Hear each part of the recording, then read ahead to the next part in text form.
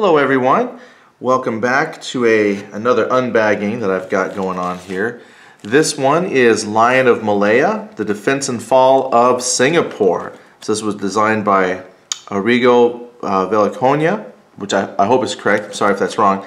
And then the art is by Mark von Marshall. And this here little blurb, I was reading this over, I haven't taken it out of the plastic yet. So it says here, the jungle is not such a terrible place. We can live on rice, salted sesame seeds, and salted fish. The jungle did not have the fear for us that it seemed to have for some of the Allied soldiers. That was a quote from an unnamed Japanese soldier recounting his experiences during the 1941 invasion of Malaya. So this goes back a few years, near the beginning of World War II. So this sets the defending British Imperial and Commonwealth forces against the Imperial Japanese Army in an operational level game covering the Japanese invasion of Malaya and the advance to Singapore between December 1941 and February of 1942. These clever fatigue rules simulate the mounting exhaustion and dread. Nuanced air rules, that's right, baby, air rules, yeah. And the assignment of tank and anti-tank assets definitely emphasize their importance in modern warfare. The Commonwealth is in a desperate situation, but the game's just as tough for the Japanese, who must win a total victory or no victory at all. It's World War II gaming at its finest, so very exciting. This is actually a game that originally came in Yaw Magazine issue 6.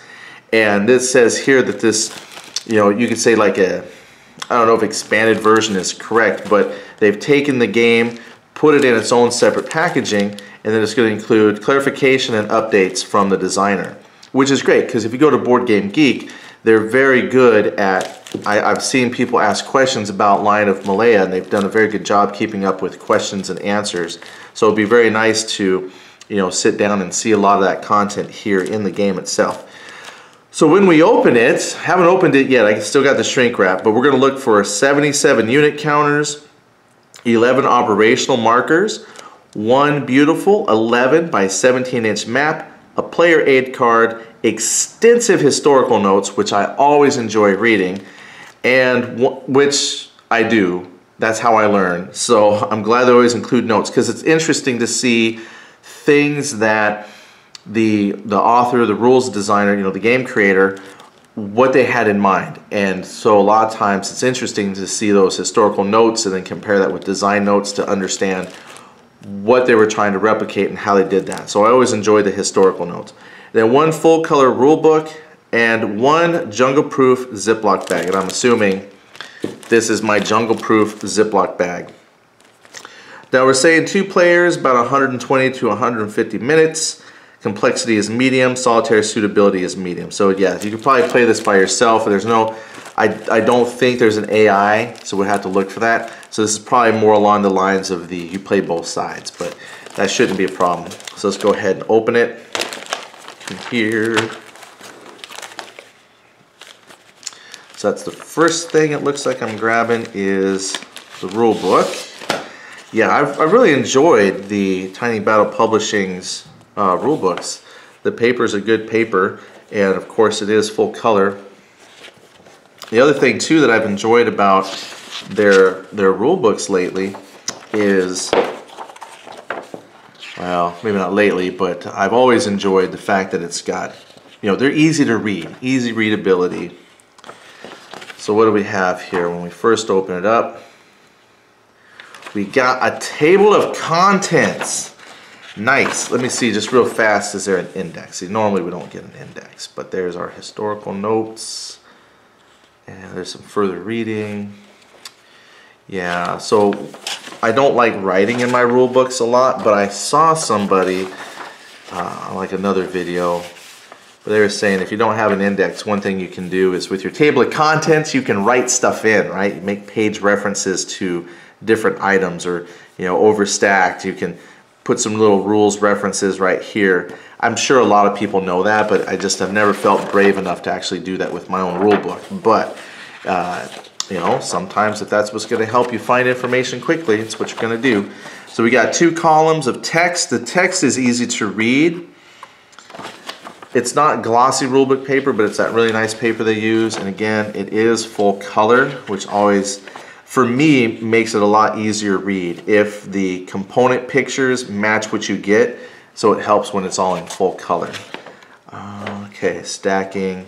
So we got, yeah, the command and fatigue. There's some air units. Looks like as you go throughout, looks like they're gonna have, see, here's some historical notes right here. So this is nice. Throughout the rules, then you're gonna read some historical notes. And like I said, I like that because it really helps put the game itself in context. I mean, you can just play the game, but it's interesting to understand why logistics work the way they do. Then here's your sequence of play. Then there's stacking limits, movement, air operations, which the air operations I'm seeing, it's got interceptions, ground strikes, counter air operations, naval strikes. There's some escort fighters, air combat resolution. So it looks like they've got some pretty in-depth rules for you. And then a nice example. And then a historical note with that as well. Nice. And then there's going to be combat for your ground combat, panic, special units and rules. Then victory near the end. We got the Singapore surrender. Again with some historical notes because it says right away historically the CW garrison, I guess it's Commonwealth garrison in Singapore, surrendered before the Imperial Japanese Army overran the whole island. Lack of water. The reservoirs had fallen into Japanese hands. Battle fatigue, Australian collapse, and concerns for the civilian populations prompted General Percival to first ask for terms and then surrender without them. Okay, and then there's your levels of victory. Here's your scenarios. So we see one, the Lion of Malaya. Then there's Singapore Fortress. So it looks like we've got two scenarios that we can cover here. Then you go into the designer notes. That's what I'm talking about. Designer notes. And then finally, in addition to the historical notes that we saw, there's your designer notes, in depth on the victory conditions, and then some further reading. Awesome. No, that's fantastic. And then finally you have a terrain effect chart on the back. This is your player A chart. So terrain effects, combat result table, your AT combat, probably tank, yeah, anti-tank, tank destroyed, air-to-air tables, ground strike, and naval strike tables. So that is actually all of it, right? Your ground troops, air, so that's like combined arms. So that will be very fun to play. So again, the rules, well, the rules overall, we're looking at 12. You've got 13 pages. Again, if you were to take away like the table of contents, the first blank page, it says here the rules start on page 6, right? So your pages then are around 7 to pages possibly, and then you've got the scenarios and your designer notes. And if you take the historical notes out, it's probably going to be a very quick read before you're playing. So fantastic. And that's what I love about Tiny Battle Publishing games, is the rules are not overly complicated, but they're enough to really get you into, you know, playing a well thought out game, a well thought out simulation. So very excited on that. Plus I like this art picture. I didn't quite catch at first. I mean, I see the lion, but the more I look at it, it's got images embedded in the lion. So I'm actually kind of intrigued by that. I'm like, oh, what have we got in there? Soldiers, Japanese soldiers. So that's very good. Okay, so now we have the map. Let's go ahead and pull that. That seems to be next. Hello, map. All right, here's the map of Malaya. And it is, like it says, single-sided. So it looks like we've got the air. Well, let's see. Here you got naval strike, counter air, interception, ground strike. So that's probably where you put your various counters for those activities.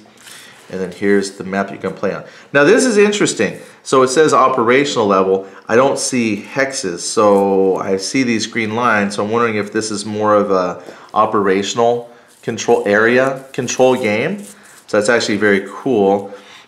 So I'll have to go and check that out. So it's got these very defined green lines. So instead of traditional hexes that you're moving things, it looks like you'll be moving from area to area. And then because I am not a student of geography. Singapore is right down there off the map. So it looks like where you track your various assets. There's Singapore, looks like that's the goal. So we'll see, I see arrows, red arrows, that could be where Japanese possibly could land, and they're gonna come and take Singapore. Cool, I could be wrong, but that's my guess. That's actually a very nice map. And then here, there's an at-sea box, so probably have some additional ships and resources out there. Oh, okay, yeah, so I know it said something about air or the sea, so put your sea units there, and then here are your specific units for your air operations. All right, that all makes sense, so I'll set the map right there. Then we have 88 counters. These should be the 5/8 inch, 5/8, can't even say it today, 5/8 of an inch counters. Got a little sticky here on the corner.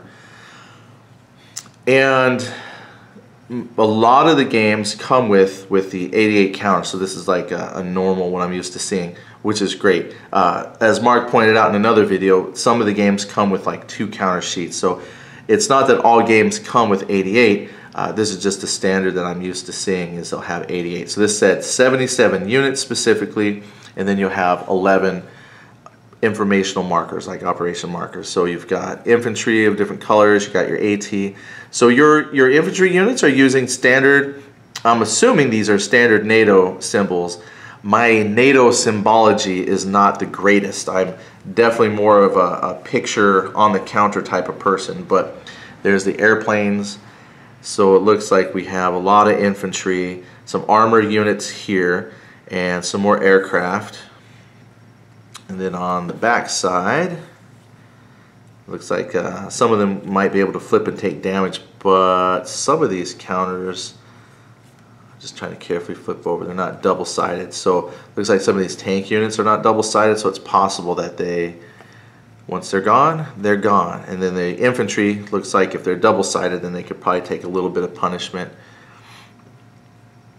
All right, there you go. And one thing I'm feeling for, because again, counters are my thing with the war games, is how easy they are to punch out. I don't want to punch a bunch out and lose them already, but I'm just pushing, and they're separating really nice. Yeah. Well, I checked that. Not that anybody has ever asked my opinion on it, but it's important to me to talk about that because I know that each game and each cut might be a little bit different, but I have gotten games in the past from different companies that the cuts aren't very good, and so the counter will stick, like it'll have a lot of paper that's still attached to the sprue, and so when you try to remove that counter, then you end up tearing part of the paper on the counter, and sometimes that might, you know, tear up into the information. But these, as I'm poking around, it feels like they've been cut really, really well. So I'm okay with that. So good, good, good, good. And yeah, they're starting to fall out now. Now that I've poked on them a little bit, they're falling apart. So good job, excellent job on the counters, as always. Now one thing, I forget which game I had, and there is just a little bit of sticky on the edges of these, and I know that's like between the glue and paper, but it's not that bad. I just happened to notice it because I felt a little bit of sticky, but that's actually not too bad. I have had games that had much worse than that. Okay, so we've got a great map, we have a great looking rule book, and we have some very good counters. Let's take a look at what we've got here. So this is another player aid chart. So if you kind of sandwich these together, this is the back plate with some information about the game. And then finally you have here, this says Singapore Island, a turn track, your fatigue track, and then it's got your terrain chart detailing what the different terrain types are like. Yeah, see landing sites, area borders. So this is an area control game. Great, and this looks like specifically Singapore in general. So it's quite possible that once you move down in the map, then you can get down into fighting Singapore inside the Singapore area. It's even got specific where specific units are. So that's good.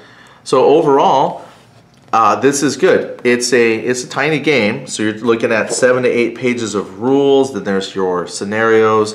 Then you have your historical notes and designer notes sprinkled throughout.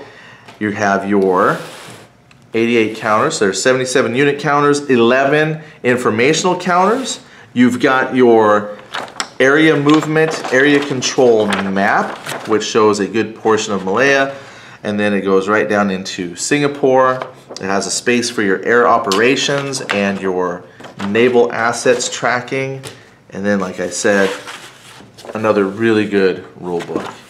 So I cannot wait to dive into this and give it a try. I am racking up a lot of game time that I need to do. So with a Christmas, I got some Christmas vacation coming up, so I'm hoping I can sit down, actually read and learn something and put some of this stuff to some gameplay for you. So thank you very much for watching. If you have any questions or comments about the game, go ahead, leave that, and we'll look for you the next time around. Thank you. Bye.